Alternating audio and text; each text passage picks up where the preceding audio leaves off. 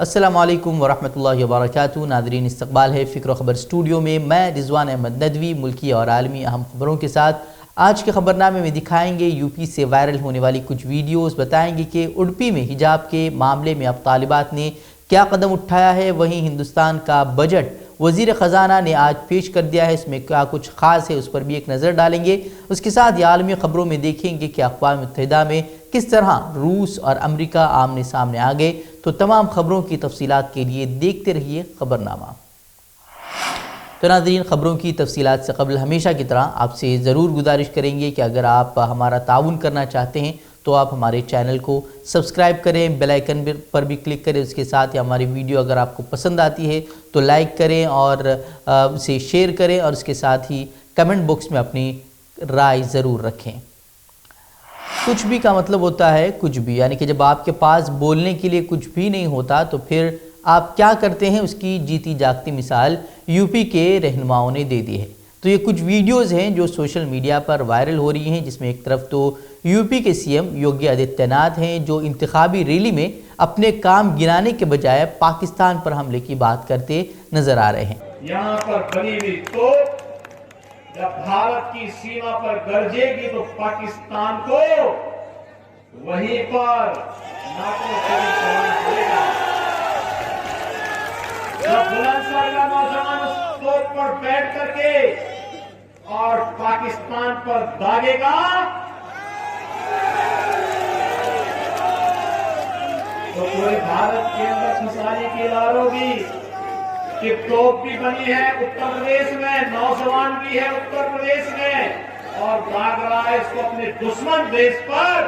یا کارے یہاں پر بنی ہوئی توپ میں ہوگا، ڈیفنس کوریڈور ہم بنا رہے ہیں۔ اور اس ویڈیو کے سامنے آنے کے بعد لوگ نصیحت کرتے بھی نظر آئے کہ بھئی پاکستان پر بڑی بات ہو گئی، اب ذرا سا چین کا نام بھی لے لیجئے، جو کہ اروناچل اور لداخ میں اپنے پیر جما رہا ہے، لیکن چین پر تو کوئی بات کرے گا نہیں، کیونکہ اس سے تو انتخابی ریلی میں کوئی فائدہ ہونے والا نہیں ہے۔ وہی ایک اور ویڈیو وائرل ہوا ہے یو پی کے ایک اور لیڈر کا، جس میں وہ بی جے پی کی حالت پتلی ہوتی دیکھ پورا ٹھیک رہا اعلیٰ افسران پر پھوڑ رہے ہیں۔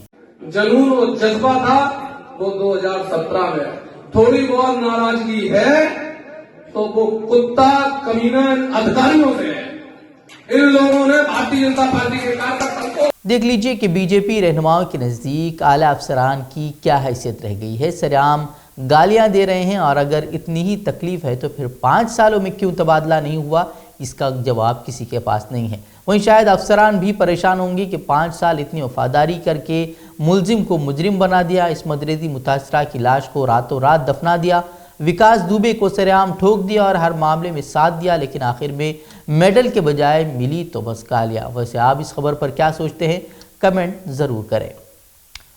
وائرل ویڈیو کی بات کی جائے تو آج کئی ساری ویڈیوز ہیں جس پر سوشل میڈیا پر بحث چھڑی ہوئی ہے۔ ایک بیان آر ایل ڈی رہنما جینت چودھری کا ہے جو کہ بی جے پی کے خلاف جم کر برس رہے ہیں۔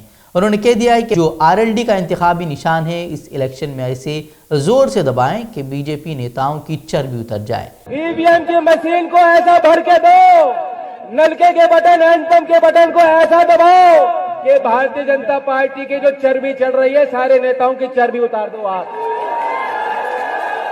اور یوگی بابا جو کہہ رہے ہیں کہ ان کی گرمی نکال دوں گا اور مئی جون میں شملہ جیسی ٹھنڈ ہو جائے گی، مجھے لگ رہا ہے کہ پچھلے ہفتے جو ایک شیت لہر آئی تھی، ان کا ماتھا بہت بڑا ہے، انہیں کو ٹھنڈ لگ گئی۔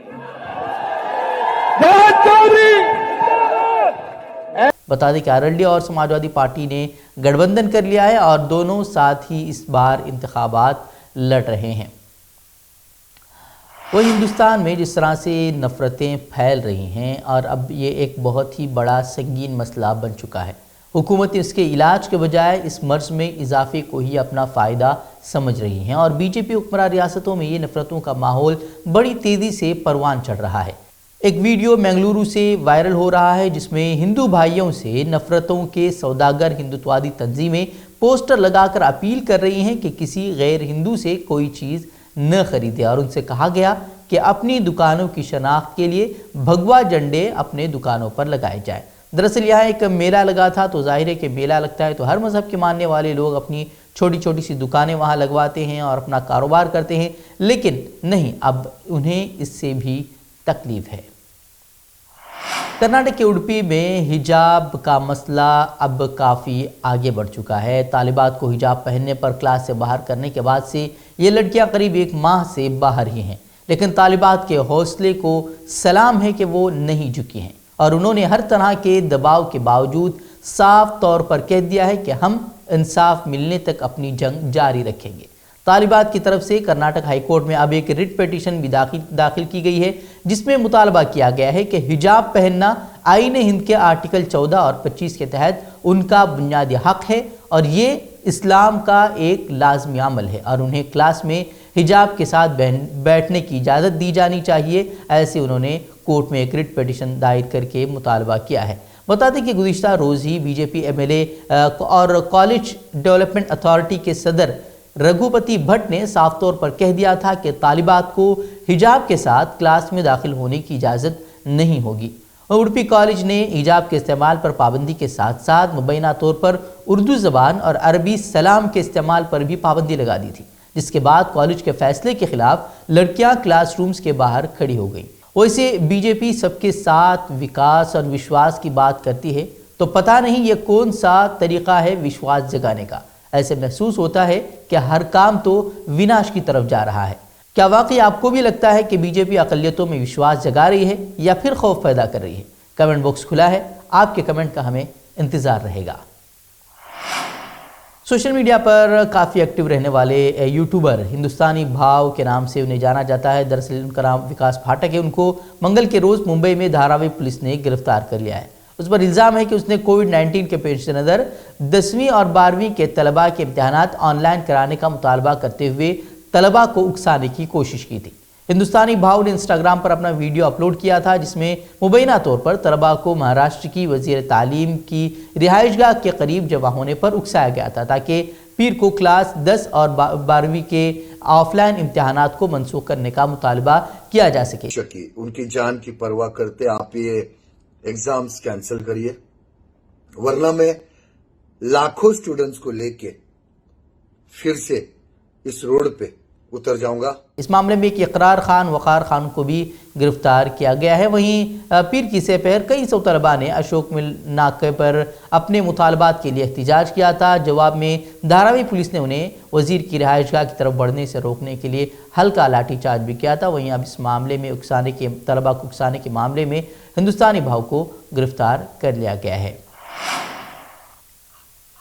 اور ایک اور خبر کی طرف، دہلی میں سال 2020 کو ہونے والے مسلم مخالف فسادات سے وابستہ عمر رسیدہ خاتون کے قتل کے معاملے میں عدالت نے آج 2 ملزمان کی درخواست ضمانت منظور کر لی ہے، جبکہ ایک کی درخواست کو خارج کر دیا ہے۔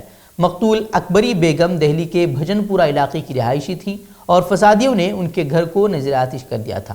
اس واردات میں اکبری بیگم جاں بحق بھی ہو گئی تھی۔ یاد ہی ہوگا کہ فسادات کیسے ہوئے تھے اور کتنے لوگ مارے گئے تھے اور کتنے لوگ جیلوں میں اب بھی بند ہیں، اسے آپ کو بھولنا نہیں چاہیے۔ بجٹ سیشن کا کل سے آغاز ہو چکا ہے۔ آج وزیر خزانہ نرملا سیتارمن نے بجٹ پیش کیا ہے۔ اپنی بجٹ تقریر کے دوران وزیر خزانہ نرملا سیتارمن نے کہا کہ امسال ہندوستان کی اقتصادی ترقی 9.2% رہنے کا امکان ہے اور یہ بڑی معیشتوں میں سب سے زیادہ ہے۔ انہوں نے کہا کہ اس بجٹ میں اگلے 25 برسوں کی بنیاد موجود ہے اور اس سے کسانوں، نوجوانوں کو فائدہ ہوگا۔ انہوں نے کہا کہ آتم نربھر بھارت کے تحت ملک کے 16 لاکھ نوجوانوں کو ملازمتیں فراہم کی جائیں گی۔ اب پتہ نہیں کہ جو 2 کروڑ روزگار کے وعدے کیے گئے تھے اس کا کیا ہوا، لیکن اب بات 16 لاکھ نوکریوں کی گئی ہے۔ وہیں نرملا سیتارمن نے کہا کہ کسانوں کے کھاتوں میں 2,37,000 کروڑ روپے کی MSP کی رقم براہ راست بینک کھاتوں میں منتقل کی جائے گی۔ ویسے اب 5 ریاستوں میں اسمبلی انتخابات ہونے والے ہیں، تو پھر اس بجٹ میں ممکن ہے ان ریاستوں پر کچھ زیادہ ہی توجہ سرکار کی طرف سے رہنے والی ہے۔ وہی مرکزی وزیر مالیات نرملا سیتارمن نے کل جو معاشی جائزہ پیش کیا تھا، جس میں مالی سال 2022-23 کے لیے حکومت کے بجٹ سے پہلے معیشت کی حالت کی تفصیل پیش کی گئی تھی۔